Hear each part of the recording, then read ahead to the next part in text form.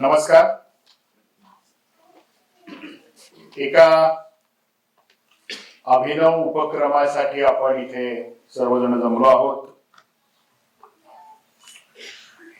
आपण जेव्हा अनेक गोष्टी बघतो आणि पेपरमध्ये वाचतो,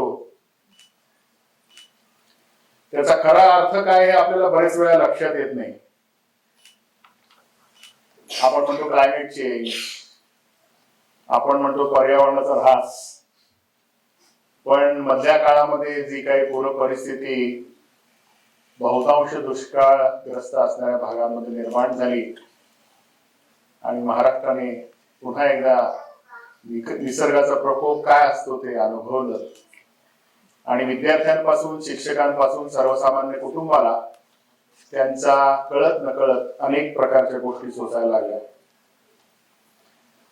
आणि दुसरी गोष्ट की निरंजन सेवाभावी संस्थेसारख्या संस्था या सगळ्या परिस्थितीमध्ये आपलं काहीतरी उत्तरदायित्व समाजाप्रती आहेत हे डोळ्यासमोर ठेवून काम करतात.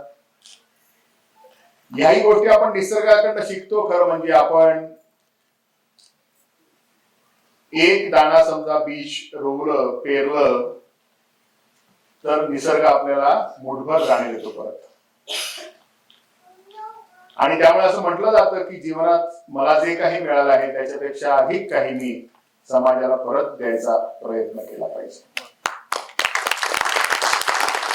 आणि हे फक्त म्हणून उपयोग नाही तर समाजामध्ये ज्या ज्या ठिकाणी अशा प्रकारची परिस्थिती आहे त्या त्या ठिकाणी आपण जाऊन आपण त्याला म्हणलं नाही की मदत करणार किंवा असं काही त्यांनी शब्द वापरला नाही, तर आपण सोबत आहोत, आपण एकत्र आहोत समाज म्हणून हे कुठेतरी दाखवून देण्याची परिस्थिती जेव्हा निर्माण झाली तेव्हा निश्चितपणे आपण पाहिलं असेल की आज या कार्यक्रमाच्या प्रमुख पाहुण्या माननीय योगिताजी भोसले मॅडम आहेत की ज्या नगरसेवक सचिव या पदावर पुणे महानगरपालिकेमध्ये काम करतायत. आणि पाहिलं असेल की नुकतीच जवळपास 5 वर्षानंतर निवडणूक होऊन नवीन सगळे पदाधिकारी आल्यामुळे त्यांच्यावर कामाचा संपूर्ण प्रेशर असताना सुद्धा त्या या धावपळीमध्ये महिलांसाठी काहीतरी उपक्रम आहे या उत्तरदायित्वातून इथे उपस्थित राहिल्या. श्री देवेंद्र बेशराजी आहेत जे बेकाट इंडस्ट्री मधून आले. त्यांनीही सांगितलं की अशा चांगल्या उपक्रमांच्या पाठीशी ते कायम उभे राहत असतात.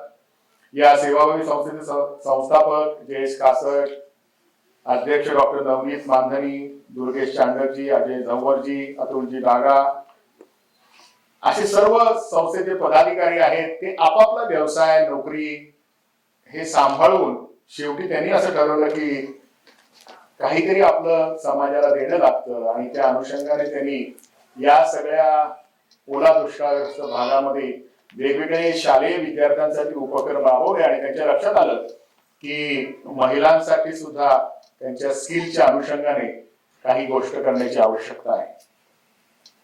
तर म्हणजे अत्यंत समाधानाची गोष्ट आहे की आज 125 महिलांपर्यंत आपण एकत्रितपणे सिलाई मशीनच्या रूपाने त्यांच्या रोजगाराशी कनेक्टेड असणारा यंत्र आपण देतोय. त्यांच्याकडे स्किल आहे परंतु ते स्किल एक्सप्रेस करण्यासाठी त्या स्किलचं डेमॉन्स्ट्रेशन करण्यासाठी लागणारं जे काही साधन आहे साहित्य आहे ते साहित्य शिलाई मशीनच्या रूपात आपण देतो आहे. आपण नेहमी असा विचार करतो की चांगल्या गोष्टी जेव्हा घडायच्या असतात आपल्या समाजामध्ये आपण तेव्हा नुसतं भाषण देऊन चालत नाही, कृतीमध्ये काहीतरी आलं पाहिजे. त्यामुळे आपल्याला सगळ्यांना विश्वास आहे की सिलाई मशीन हे फक्त आज आपल्याला मिळालं आहे आणि आपण महिला सक्षमीकरणाकडे पाऊल टाकलं एवढं थांबून चालणार नाही, तर आपण सुद्धा या सगळ्या मशीनचा वापर निश्चितपणे आपल्या परिसरामध्ये वेगवेगळ्या प्रकारच्या आपण पाहिलं असेल. आज पुण्यासारख्या शहरात आपण पाहिलं की कुठलाही तुम्हाला शिलाई करायची असेल तर 200 रुपयापासून 1000 रुपयापर्यंत एका शिलाईचे लागतात. त्यामुळे या सगळ्या याच्यामध्ये आपल्याला काही चांगल्या गोष्टी निश्चितपणे करता येईल. त्याच्यासाठी आवश्यक असलेलं प्रशिक्षण सुद्धा आता तुम्ही 125 महिला एकत्र आला आहात तर शासनाच्या अनेक योजना आहेत. त्या योजनाच्या माध्यमातून तुम्हाला आणखी काही ऍडव्हान्स सिलाईचे समजा अभ्यासक्रम पूर्ण करायचे असतील ते सुद्धा तुम्ही करू शकाल. शिलाई मशीन मिळालंय कोणीतरी आलं तर मी त्याला मदत करीन किंवा त्याचं शिलाई करून देईन आणि थांबेन असं न करता जसं सांगितलं की ती शिलाई मशीन पासून व्यवसायापर्यंत तुम्हाला कसा नेता येईल हा सुद्धा विचार तुम्ही केला पाहिजे. खर तर स्त्री सक्षमीकरण ही काळाची गरज आहे. केवळ घोषणा करून सक्षमीकरण होत नाही. त्यामुळे एक महिला जेव्हा स्वतःच्या पायावर उभी राहते तेव्हा पूर्ण कुटुंब प्रगती करते. आणि हा 125 महिलांना एक पाऊल पुढे टाकण्याचा जो उपक्रम आहे तो निश्चितच कौतुकास्पद आहे. मी जे पॅम्पलेट वाचलं संस्थेचं खरं म्हणजे कार्य 2004 पासून पुणे, अहिल्यानगर आणि बीड याच्यामध्ये अत्यंत निस्वार्थपणे ही संस्था काम करते आहे. शैक्षणिक पालकत्व असो, आरोग्य शिबिरे असो, सेवा हीच साधना असं ब्रीदवाक्य संस्थेने निश्चितपणे सार्थ ठरवले असं म्हणायला हरकत नाही. शिलाई मशीन हे निश्चितपणे तुम्हाला तुमचा सन्मान पुन्हा मिळवायला मदत करेल. त्यामुळे या संधीची सोनं करून तुम्हाला स्वतःची एक ओळख तुमच्या समाजामध्ये, तुमच्या परिसरामध्ये, तुमच्या जिल्ह्यामध्ये मिळवता येईल.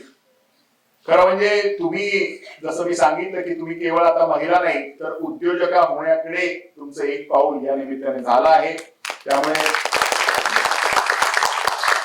यापुढे तुम्ही उद्योजका होऊन तुमचा सत्कार पुन्हा एकदा संस्थेतर्फे केला जाईल अशी मी इच्छा व्यक्त करतो. कारण हेच खरं तर याच्या कार्यक्रमाचं फलित आहे.